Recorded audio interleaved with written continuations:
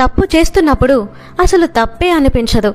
అలా గుడ్డితనంలోకి తీసుకెళ్తాడు సాతాను. అంధకారంలోకి నిన్ను తీసుకెళ్లడానికి కొంతమందిని వాడుకుంటాడు.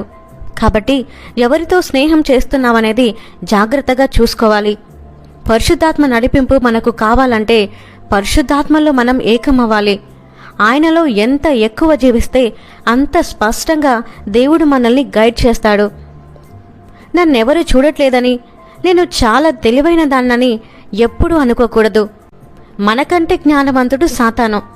వాడి మాయలో మనం పడకుండా ఉండగలగాలంటే వాడికంటే ఎక్కువ జ్ఞానం మనకు కావాలి. అది యేసుక్రీస్తులోనే ఉంది.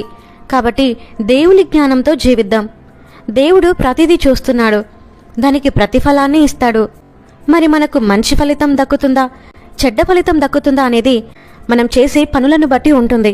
కాబట్టి జాగ్రత్తగా మెలకువ కలిగిన వారి వలె ఉందాం.